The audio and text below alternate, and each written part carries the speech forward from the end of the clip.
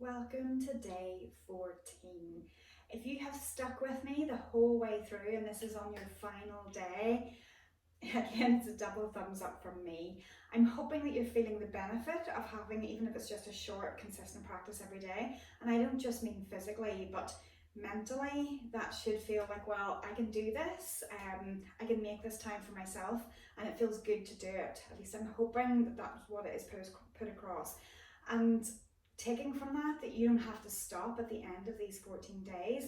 If it felt really useful, then you could go back through those 14 days again. Maybe if you took a softer option on some of those days, maybe you go up. Maybe as you get familiar with the exercises, you do more repetitions of those movements. Or maybe you just use this as a check-in for yourself again, every time you feel that you do need to reset, rebalance and reignite again. Or maybe just a reset. So pick whatever from this feels useful. This will be available on YouTube for you, so you can still keep accessing it at any point. I'm not going to be taking it down or making it private. So yeah, just work with it, use it to your advantage. If you felt positive from it, then yeah, why stop?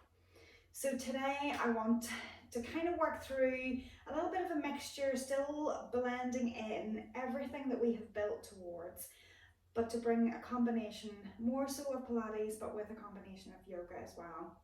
A body that's free from nervous tension and fatigue is the ideal shelter provided by nature for housing a well-balanced mind, fully capable of successfully meeting all of the complex problems of modern living.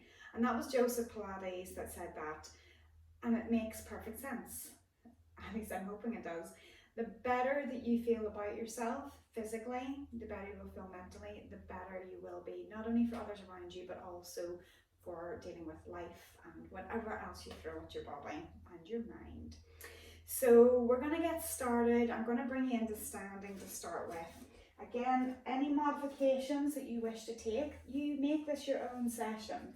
So from that point of view, those modifications can be bending your legs at certain points. They can be, taking that softer option of not going as far or doing all the repetitions that I suggest. But yeah, make it your own and make sure that you respect your body. So bring yourself to one end of your mat. We don't need any apparatus or anything today, unless you choose to use it. But I'm planning this without. So from there, nice and tall, setting up your posture, lengthening your feet into the floor, weight even from left to right feet and from front to back of your feet, if you don't feel like you're shifted. And that sense of lengthening up through the top of your head. And as you get that sense of length, feeling hopefully something engaging and switching on in that lower tummy. We're going to place one hand onto the chest, one hand up below the belly button, and allow your eyes to close. And I want you to take a little snapshot of how your body feels right now. And I want you to get that sense that if you've gained the height, try to relax the body around it. Relax your thighs, relax your shoulders, but still keep that length through your spine. Now take a deep breath in. Relax the breath out. And this time, take a deep breath in and breathe out through your straw.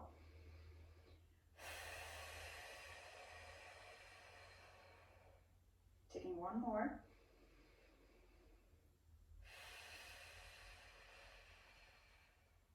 I'm hoping that as felt like that is connected a little bit more in there. So a choice then for taking this first movement into a squat. You can use your hands for support, or maybe the arms come forward as a counterbalance to allow you to go lower. Send the hips back, weight onto the heels, and again that sense of keeping that connection so that you don't go into an arch in the back and you're not rounding and curling under. So again, setting it up, working through the feet, pushing into the floor to drive up from your sit bones and that opening of the hips at the top. Don't stop short, make sure you open. Feeling that lift and lengthen on the posture at the top so you feel everything engage and lengthen. In breath to go down, out breath to come back up. Just getting that connection. Okay, so this time, folding it down, we're going to bring it down onto the mat. Set it up, hands underneath the shoulders, knees underneath the hips. And I want you just to take just those few cat-cow stretches or sad cat, happy cat, just moving the spine through the tailbone, the rib cage, a little push through the arms and feeling everything move, shoulder blades moving around the ribs. Okay, Find your way into centre. That feeling of length, draw the right leg forward, push into that front leg, rise the body up, keep that tailbone drawn under, keeping nice and long through the back. That little squeeze forward with the hips, making sure the glute is squeezed so you feel a bit of a stretching through the front of the hip. Bring the hands down, bring the leg in behind. Take it over, other side, left leg. This right angle, sometimes called the 90-90 stretch or a couch stretch, but again, that feeling of lengthening through the back and through that front hip. And then bringing the hands back down. I'm going to turn you over, bring it into seated, and feeling your sit bones curl under as you roll your spine down onto the floor. We're going to set it up for 100. So find your neutral spine, go between a couple of pelvic tilts, remind yourself of that range of movement, and then lock it in. Feel that zipping up or that tightening from pelvic floor, and your transversus ribs are on the floor. So floating one leg up at a time, we're into that tabletop position, just starting to get an awareness of keeping the core drawn in, that zip up inside, trying to keep everything almost like all the skin in the front of the body is pulling in. It's like you're being shrink wrapped. In breath, and then as you breathe out, starting to reach one leg away, in breath to draw back in, single leg stretch, out breath out, in breath in. Remember, we can take this higher as a softer option, so aiming the foot maybe even straight up, and we can take it lower. So depending what you've been doing today before coming to this session, choose your level so that you know you're keeping the technique, you're not dropping into a big arch or big banana back. We're trying to keep focused. Last one on the left. So then from there, we're going to curl the upper body up. As you curl it up, you're thinking about that zip up again, lengthening through the back of the neck and down. Curling it up, lifting and lowering. Now if you find it too much holding the legs up there, then you can always place the legs down on the floor again. Always knowing feet on the floor easier, feet in the air a little bit more challenging. So just taking it that last one from there. So then we're going to take it into both legs stretching. So we're going to go first up to the ceiling, softer version. Out breath to go out, in breath to go in. So it's finding your level. So when you stretch those legs out, I want you to make sure you're still keeping that awareness in, that tummy drawing in fairly tight as those legs are lengthening away. Pull up inside works as the legs stretch away, that opposition.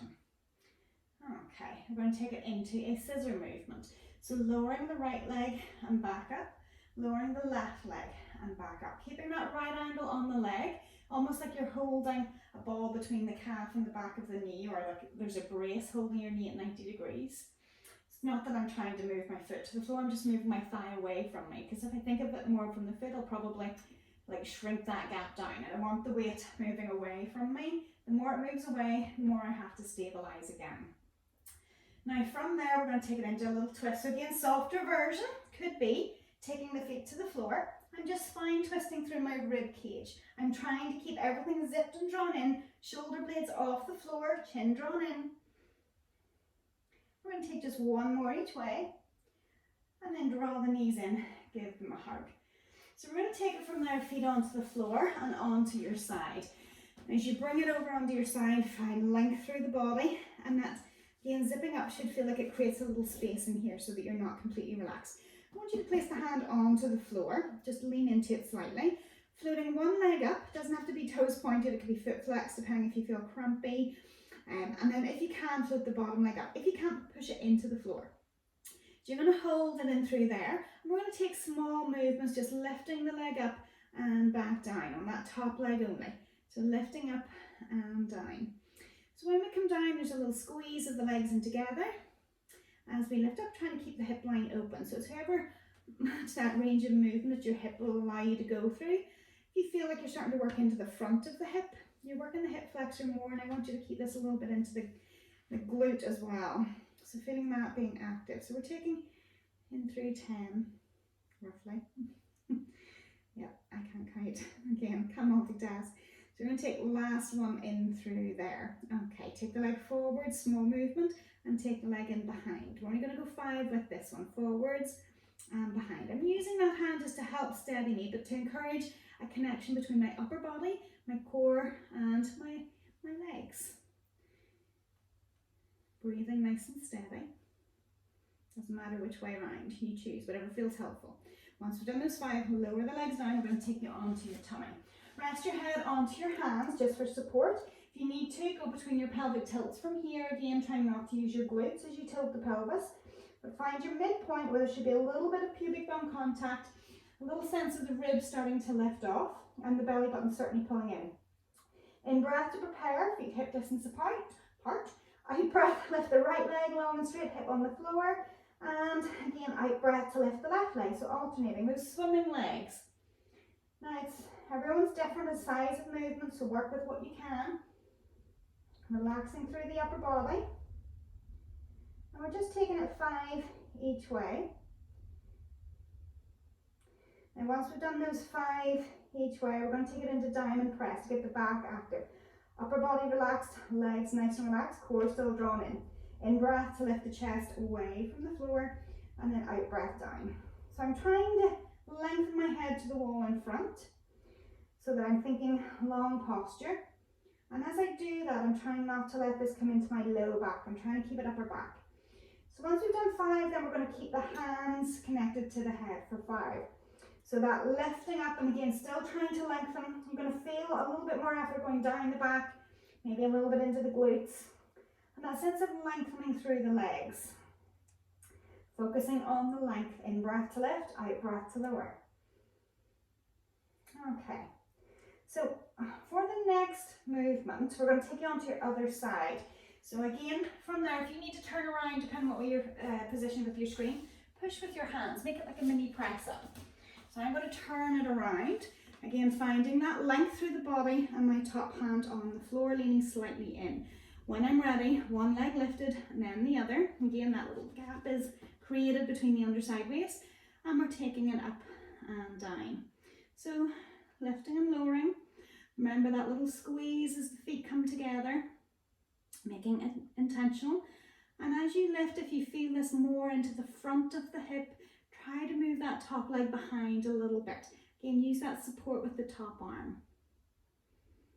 So we're just doing a little selection of exercises today. I'm not making day 14 like a grand finale in the sense of trying to make it really difficult. I'm wanting you to make sure that you can incorporate what we have learned on the way through, and that you can feel it in your own body.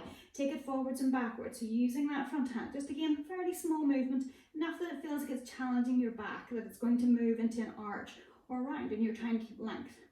Tummy muscles drawn in, just for 5.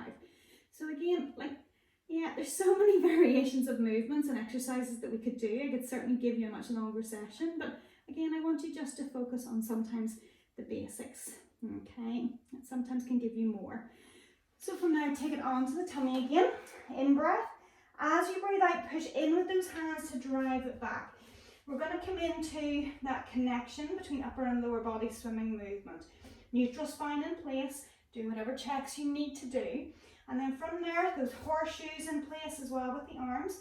In breath, as I breathe out, push my right knee into the floor. Creates whatever lightness in those opposite limbs. And back under, changing sides. Again, push my left knee into the floor, reaching out. So as I work with these, really keeping that zip up inside, because when I lift my leg, the back wants to dump into an arch. And try and keep my spine long. Remember that 12 o'clock, hip above knee. Just a little check, don't keep the head down there. And keep those shoulders pulling back into the sockets. Okay, so taking that last one. And then from there, bring the legs through into seated. We're going to take a spine twist. If you can in seated, sit up nice and tall, lengthening up through the top of the head. If you need to modify, let the knees bend. That encourages you to sit nice and tall. Hands just into prayer position. I want you to feel this around the waist. Shoulders are relaxed and down. In breath. As you breathe out, rotate the ribs to the right. In breath, back into center. Out breath, rotate to the left. In breath to center. Feel your rib cage moving. It's not about turning your shoulders or your head to see how far around you can get. I want you just to connect to your obliques and those muscles that rotate you around your back. We're doing 5 each way. Staying tall with the shoulders relaxed. So that core alignment, if you like, is trying to help the posture. That lift from your seat all the way up through the spine. Last one. Okay, so from there, bring the legs in and around behind. We're going to draw those toes under. And again, when the feet are hip distance apart, bring the hands to the knees, connect to your spine. When you push down, you can connect the abs a little bit better. Roll the shoulders open. Press those heels into the floor. Draw the tailbone under.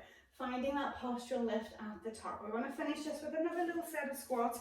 Bring the feet a little bit wider, maybe about shoulder width apart. Send the hips back and then drive the hips up and forward. Send the hips back, drive them up and forwards. And there's always that little squeeze again. So you're trying to get that squeeze of the hips to come through without creating an arch because you're lifting tall. We're taking it for a full 10. I want that zipping up sensation, working with the press of the heels into the floor so you feel those glutes engage.